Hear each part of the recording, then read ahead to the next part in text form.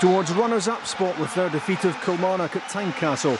They're 5 points ahead of Rangers with 4 games to go and with a superior goal difference as well. Top scorer Rudy Skacel returned to the team, so did Edgaris Jankauskis after injury. Česnauskas and Pospisil dropped out, and skipper Stephen Presley was missing with a back injury, but rested, allegedly, Andy Webster is still out of favour, so Christophe Berra teamed up with Jose Concalves in central defence. Just the one change made by Jim Jeffries to the Kilmarnock team beaten by Celtic at Rugby Park. No Lindsay Wilson at right back, Gordon Greer took over. The referee was Eddie Smith. Alan Johnston's over this, Gary Hay as well. Hay's effort into the wall. Johnston lofts it back in. Onside, Stephen Naismith, and what a chance for the opening goal. The flag stayed down. He'd kept himself onside, despite the icy stares towards the assistant from the Hearts defenders. Naismith was on and should have done better.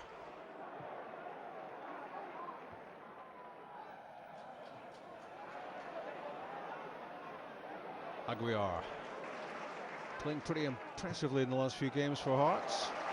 No Julian Bellier. Here's Aguiar, right into the danger area. Jankauskis saved by Combe! And what a miss by Bednar. An absolute sitter.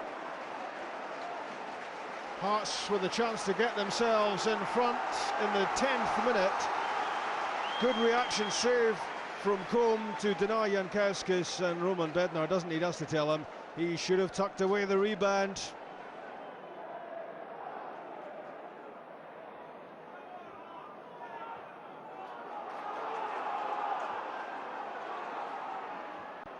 Fisas. Jankauskis with the speculative effort from 25 yards out. On target, but it was never going to find its way past Alan Combe. But a good spell of pressure this from Hearts, looking for the opening goal.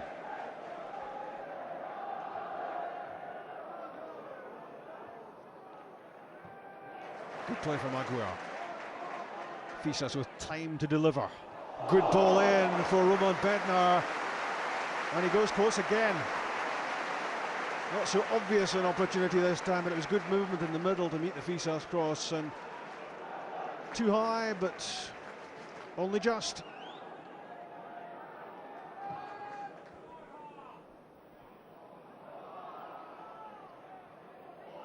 Lost by Gary Hay. Rudy Skacel, not far away. Blistering drive from the Czech midfielder on his return to the top team. And I think if that had been on target, Alan Combe would have struggled to have got anywhere near it.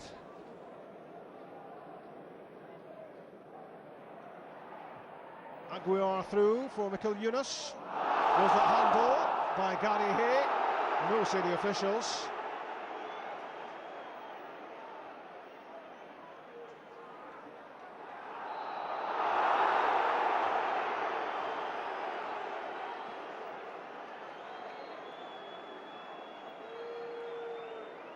And Hearts have a problem here with Jose Concalves in stretching for that challenge.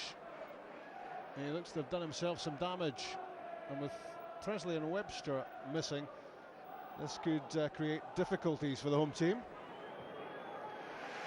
Now making his Hearts debut, Ibrahim Tal replaces Jose Concalves, who looks to have done his hamstring.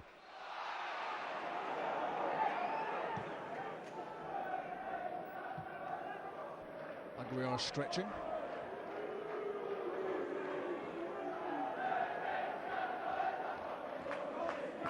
To Hartley for Edgaris Jankauskis, chested down for Skacel.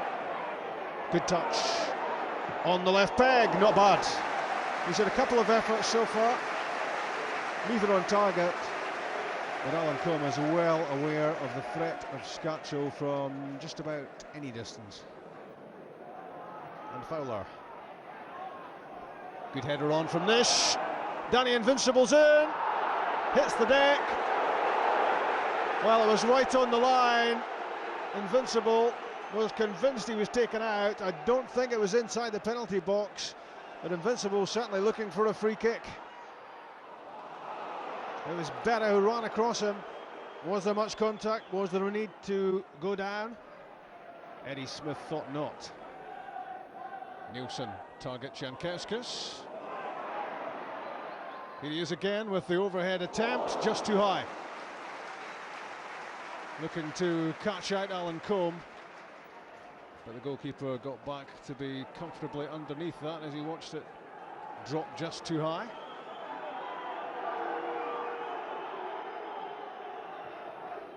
Gordon Greer with the free kick aimed at Danny Invincible. Takis Fisas won the header. Downfield from Scatchell to Bednar. It's all been very quiet recently in attack for Hearts. That might all change, and it could well have changed there had Paul Hartley been able to guide that effort into goal. It was dropping over his shoulder. Not the easiest of opportunities, but it was yet another enterprising run from the Hearts and Scotland midfielder, lacking end product this time. Tal's free kick, looking for Bednar. There was climbing going on there. Nice touch from Naismith to Johnston. Quick counter-attack from Kilmarnock. Invincible's cross blocked. Berra gets it upfield to Scatchell. Rudy Scatchell is off and running. Free kick given against Greer.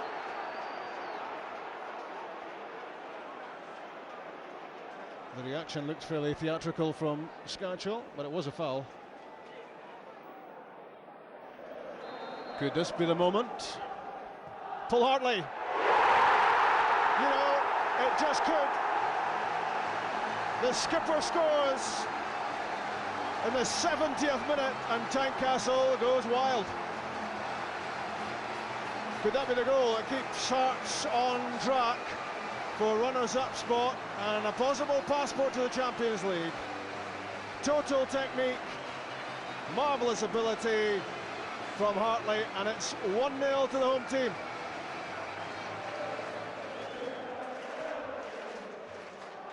Greer's free kick, Kilmarnock looking to hit back. Nish couldn't keep it. Hartley's Jankowskis a lazy layoff. Invincible. There's Nish. It's wide. A real opportunity for Nish to square the game. It stemmed from sloppy stuff from Jankowskis, which sparked that Kilmarnock attack. Danny Invincible giving the attack width, and Nish threw himself at it but couldn't find the target. Greer into the penalty box. There's Simon Ford. What a save. Craig Gordon, how did he do that? He's made some spectacular stops this season. That one doesn't qualify under that category, but I'm still a little bit mystified as to how that ended up in his hands.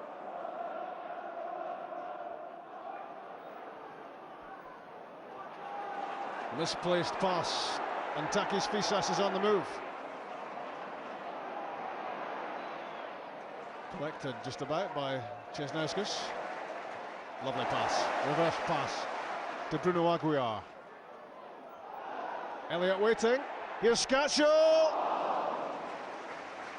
Roman Bednar, his fellow countryman, tried to divert that en route, and if the striker had got a touch, it might well have taken it on target. As it was, it went wide. He scored one, Paul Hartley. Can he create another one? He loves this sort of position. And very close to a second, Hartley. Shades of Hampden in the Cup semi-final about that one. Played in with lots of pace, lots of dip on it as well, and it needed touched over the top by Alan Combe. Aguiar's corner. Flicked off Naismith at the near post. Gary Hay couldn't control it. Chesnauskas with the nutmeg on the Achilles skipper. And Christoph Berra nods in the goal which seals the points for Hearts. And it's the goal which lets everyone among the home support breathe a little easier. It's another 3 points on the trail. Hearts hope the second spot. Berra heading home from close range, 2-0.